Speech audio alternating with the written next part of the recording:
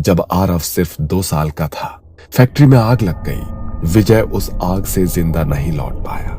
एक ही पल में कुसुम विधवा हो गई। वो रोई नहीं, वक्त ने उसे रोने का मौका ही नहीं दिया। बचपन से आज तक उसने आरव को अकेले बहुत कष्टों से पाला।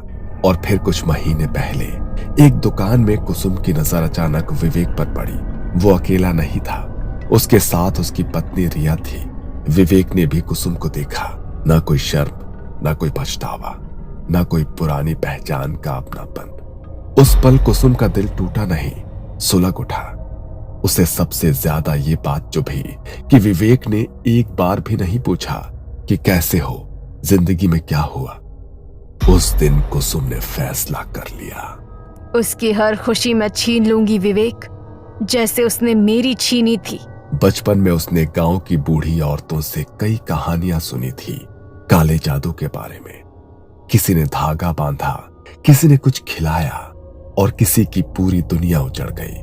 तब उसने हंसकर टाल दिया था, लेकिन अब उसे वही रास्ता सही लग रहा था। वो छुप छुप कर काले जादू का प्रशिक्षण लेने लगी। हर रात घर से निकलती और अंधेरे में अपने अंदर के अंधेरे को और गहरा करती। और जब उसे पता चला कि नेहा विवेक की बेटी है, तो उसे लगा भगवान ने खुद उसे बदले का रास्ता दिखा दिया है। मिठाइयाँ, बाल, नाम लिखा गिलास, रुमाल, ये सब इत्तेफाक नहीं था, ये सब मैंने ही किया है। इतना ही नहीं, मैंने ही नेहा को तुमसे प्यार करने पर मजबूर किया है। मेरी दी मिठाई खाकर ही वो तुम्हारे प्यार में पड़ी है। और जब तुमने उससे शादी की जिद पकड़ी, मैंने जानबूझकर रिया को बीमार कर दिया ताकि नेहा अपनी बीमार माँ को छोड़कर तुमसे मिल ही ना पाए। शादी की बातें, भविष्य के सपने, सब कुछ कुछ महीनों के लिए टल जाए। मैं चाहती हूँ पहले रिया टूटे, फिर नेहा और आखिर में विवेक। रिया बीमार पड़ चुकी है, दवाइयाँ बेअसर हो रही हैं और अब पीछे हटने का कोई रास्ता नहीं है। रिया अब ज्यादा दिन की मेहमान नहीं है।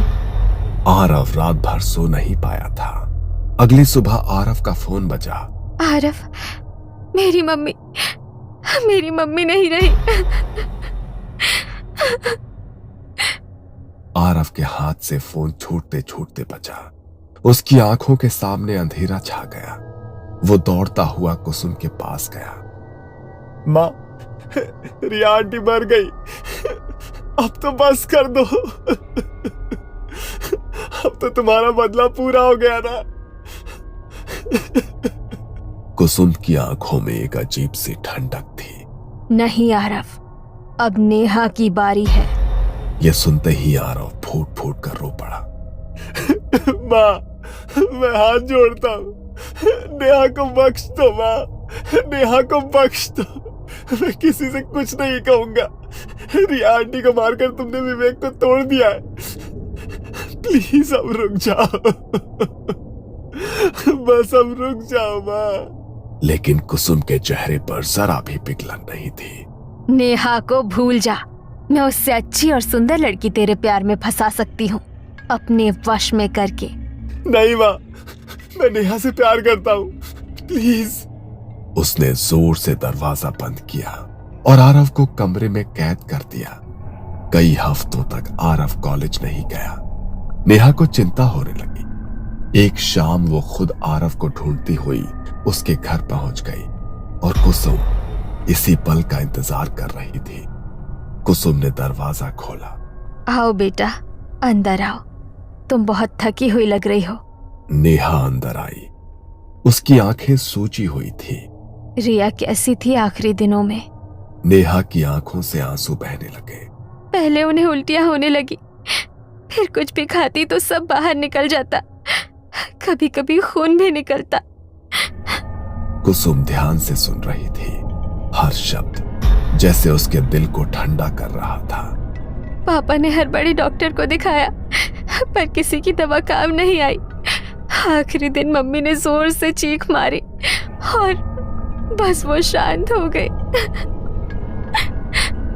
उस पल कुसुम के चेहरे पर सुकून उतर आया। कुछ देर बाद, खाना खा लो बेटा, मैं भी तुम्हारी माँ हूँ। नेहा मना नहीं कर पाई। ये वही खाना था जिसमें तंत्र मंत्र से तैयार आखिरी जहर मिलाया गया था। खाना खाते ही नेहा की आंखें भारी हो गई। वो बिना आरव से मिले घर लौट गई। अगली सुबह कुसुम ने आरव का कमरा खोला। कल नेहा आई थी, बहुत बातें हुई हमारी और वो खाना खाकर चली गई। आरव को अजीब सा डर लगा। उसने नेहा को फोन किया। फोन विवेक ने उठाया। नेहा बहुत बीमार हो गई है, ठीक वैसी ही हालत है जैसी उसकी माँ की थी। आरव दौड़कर नेहा के घर पहुंचा। नेहा बिस्तर पर पड़ी थी, कमजोर, डर से कांपती हुई।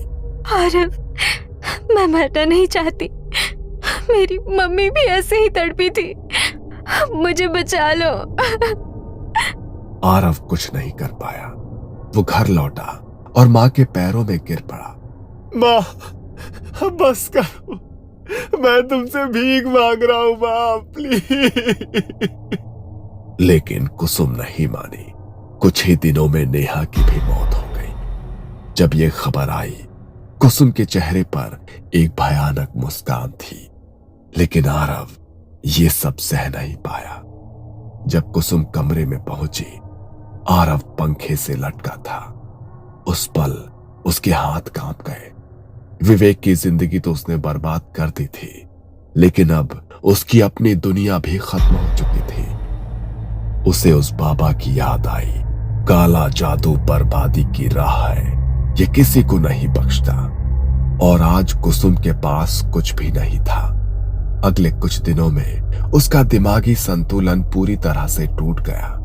वो कभी रसोई में बैठकर मिठाइयां बनाती रहती और कहती, रिया, खा लो। नेहा, ये आखिरी है।